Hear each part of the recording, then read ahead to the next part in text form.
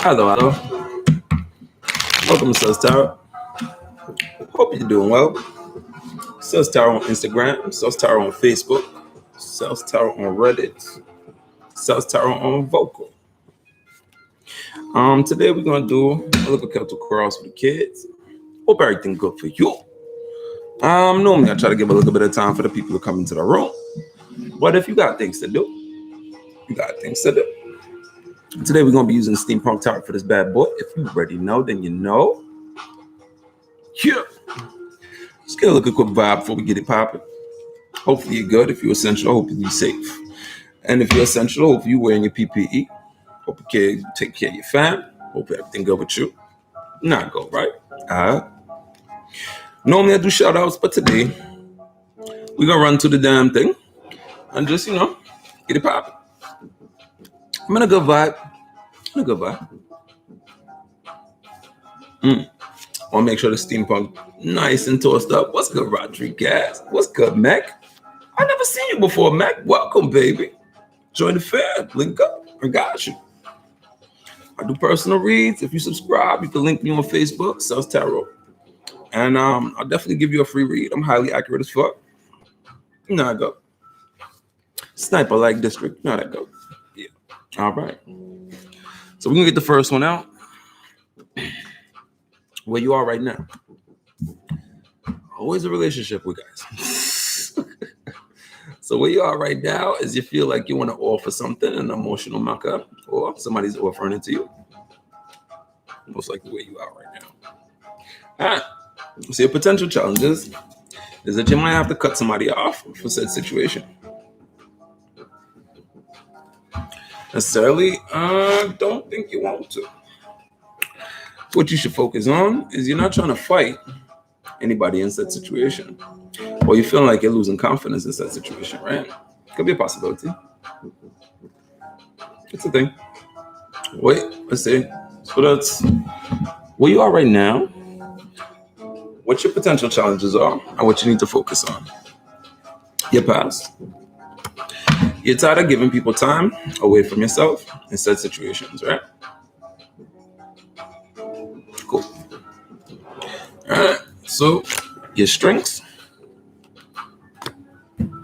is that whenever there's a loss, it's most likely a lesson to you, possibly because you are learning from said situation. It depends on how you go about it. Because with the Four Swords, it's complicated. This one's a little bit more different, right? So the story is there was a great battle, and a person would make a casket for themselves before they go into the battle.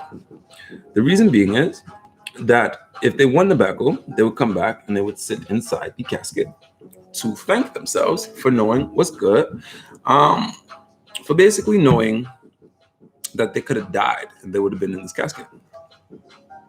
So it's kind of like a morbid thanks to life. Does that make sense? Does that make sense? I believe it makes sense. Right? Your near future, ultimately, since you have a couple love situation here, you're trying to keep people away, you might have to cut some off. I don't think you necessarily want to, but that's the mindset coming. Message. Somebody hit me on the gram. You know how that go. It is what it is, right? So, all right. Your suggested approach is not to go in this direction. I did not expect that. Did not expect that. What's good, princess? How you doing? Much love and light. Thank you for coming through. I love you. All right. So in this situation, your suggested approach is not to walk in this direction. What you need to know right now is that you don't feel inspired by this couple of offer or the one that you're trying to give. What's good, Kiss? Welcome, welcome. Hello, hello. How you doing? I hope you're well. Now I go. All right. Let's see. So now, what's your hopes and fears? Is that this is going to be the same thing as the last time. Too damn familiar. I don't know how a new cup is coming in, but it feels kind of too damn familiar. Interesting. All right. And ultimately, your potential future. Ouch. You might feel like that little bride left at the altar, but you're feeling that you don't necessarily want to feel like that. in said situation. Much love, princess. Oh, hello, kiss. Oh, welcome, welcome. Mm. So let's go down the line, right? Cool, cool. So somebody's coming in, or you're going to give a cup of emotion. Now, in said situation, you might have to cut somebody off, but you don't feel like you should. Mm. You don't feel like you should be fighting off anybody anymore. Because in the past, you always have to give somebody time, and that was the negative situation. There's always a point in life where it's like you felt like there was a loss, but you always survived the losses because you knew that it could have been way worse in said situations. Cool. Mhm.